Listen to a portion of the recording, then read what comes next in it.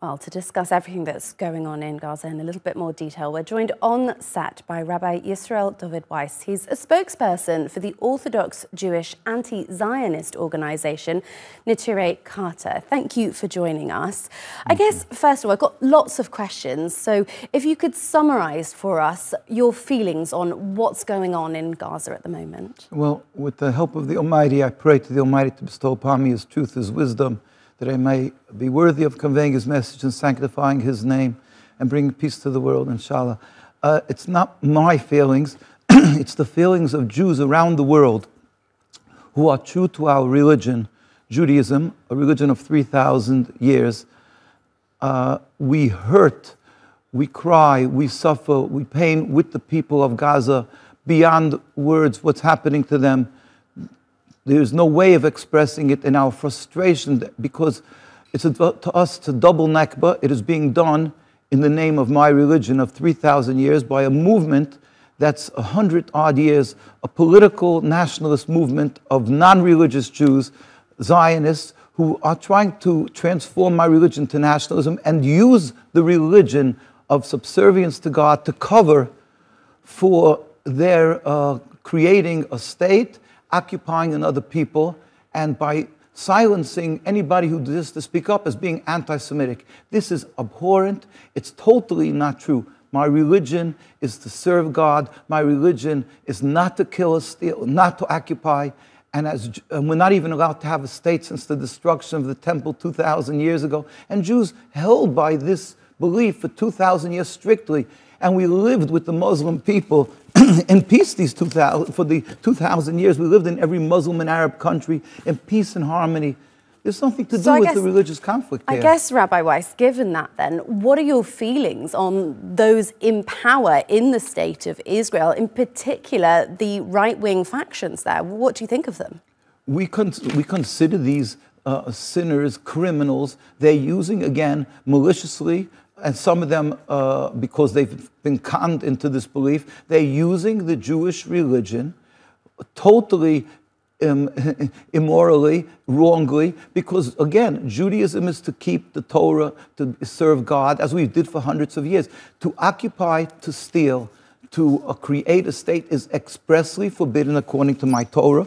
All the rabbis around the world for 130 years since Zionism started spoke up in every way, in every style that they had, and declared that Zionism is sinful, is a criminal, and is totally unacceptable according to my religion. The chief rabbi of Palestine in 1947, before they made the state, pleaded with the United Nations.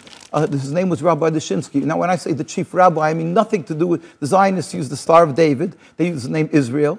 They use all the trappings of my religion, and they made a rabbinate and chief rabbi. But we have a Jewish community with a rabbinate, Eda Charedis, God-fearing community, and the chief rabbi in 1947 was Rabbi Dushinsky, of blessed memory, and he pleaded with the United Nations, which is in their documents. He said, "We furthermore wish to express our definite opposition to a Jewish state in any part of Palestine." And since then, we've been demonstrating the tens and hundreds of thousands and being brutally beaten by the Zionists. Given that, Rabbi Weiss, the US president isn't here today to say what he thought, but when Joe Biden said, "I'm a Zionist," what did you think of that? Well, how did that make you feel? I've been living this bitter pill for my whole life. My father, of blessed memory, was a student, was a follower of one of the great rabbis in Europe who passed away before the Second World War, who fought tooth and nail this Zionist movement that started in Europe.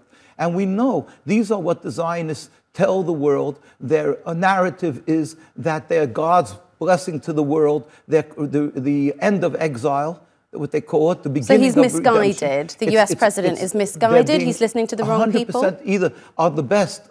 They're being misguided, and they mean well for the Jewish people. We're very thankful for the leaders of the world who want to help Jews. My grandparents were killed in Auschwitz. My father escaped the Nazis when they came to Hungary. But we appreciate people who want to do us good. But on the contrary, the support and the furtherance of the state of Israel is only causing, as you see, 75 years and more of bloodshed of the Palestinians. That's the mass slaughter that's happening now. And the Jews, 75 years of death and suffering. We live together, Jews and Muslims and Christians, together in Palestine and around the Muslim world in harmony. What changed? The only issue that changed is the introduction of this political Judaism, this ersatz Judaism called Zionism. They have created this quagmire. They are the ones who are the patrons, the ones who are the cause of endless rivers of blood of both Jews and Muslims and hate that's developed around the world.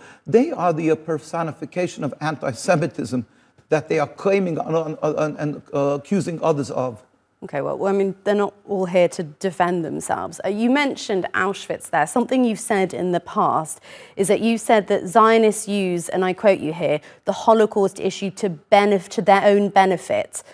100%. Is that what you think is happening here in this war, in the defense of this war? It's one link in a chain that they're using constantly since the creation of the state. They use the fact, the guilt of the world that was silenced when my grandparents and others were being murdered, and people feel guilty and they want to support Jewish people. But what has happening is, so ironically, is that it's not only a good for the Jewish people, it is the greatest cancer for Jewish people, because first of all, as you see, we've been estranged from our Muslim neighbors around the world. All the Jewish communities that were living in Iraq, in Tunisia, in Egypt, they're all gone. And where did they go to? They disappeared because of Zionism. And the ones who are living in the Holy Land, first of all, they totally misconstrue what it means to be a Jew. A Jew means to serve God,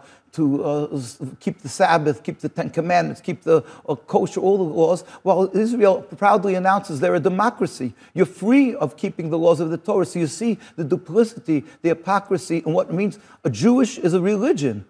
How could you throw away God's commandments and then claim that you're doing God's will? And what God's will is here when you're murdering in the tens of thousands of people here. We can't be silent on this, what's happening to the people of Gaza. And mind you, we really have to point out that when the Jews stood up, we're never militant. We never carry guns, our communities. We never carry knives. And boys and girls get arrested because we refuse to serve in the army. They get brutally beaten. This is already for 75 years. Children, old men, because simply we're standing out on the streets of Jerusalem and saying, this is unacceptable. The occupation is not Judaism. And they don't want to hear that. And they brutally, this is the army for Israel. I can see the, yeah, if this would happen here in Turkey or in the United States, they would be on the plane, Netanyahu, screaming anti-Semitism, yet they do this with impunity. How come? I can understand the strength of your feeling. I suppose to move to a slightly more practical question then, you presumably then don't believe in a two-state solution. No. So what is the answer to this conflict? What do you see as being a good outcome from what's happening now? Well, first of all, we have to be very clear. There is two distinct issues. For a doctor to prescribe a medicine, he has to diagnose the sickness. And if he falsely diagnoses the sickness, he can be sued for criminal negligence. The sickness here is not a difference of religion between Jews and Muslims. History attests. Anybody who's older than 75 will remember how we lived together in harmony. So it has nothing to do with the distinctly different religions that we practice together. We live together and practice a different religion. The issue is an introduction of a political movement that came from Europe on the heads and shoulders of the majority Muslims. The second community was Christians, and the third was Jewish, which was God-fearing community. And all three of them did not want this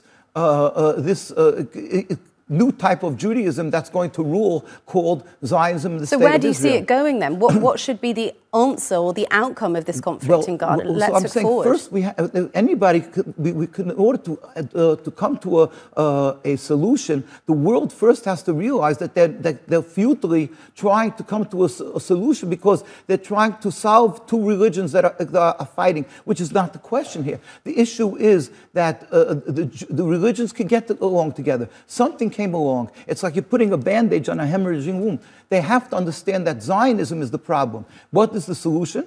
I mean, now that if you understand the sickness, anybody can come along and I think the most practical and logical thing is to remove this. Just like apartheid was removed, it wasn't the problem between blacks and whites. It was this concept that the blacks are second-class citizens, and that they have to be oppressed. The same thing here. If you remove this oppression of the Palestinians, you remove this selfish political game that they want to take over the land, then we can live together, Jews and Muslims. And we've had for what's the problem of coexisting? It's just the implementing of a forceful occupation of a movement that's calling themselves Jewish. Remove that, we can have a fine Judaism that we had for thousands of years, practicing our religions properly and living together with the Muslims who love us. We live together, they protected us. And we, in fact, as Jews, we have to show gratitude, good to us. It was the Muslim countries that gave us a home. And we have to show gratitude to that. It's part of the Nakba, the vilification of people who did good to us. Rabbi Yisrael David Weiss, thank you so much for joining me. It was really good to hear from you. Thank you.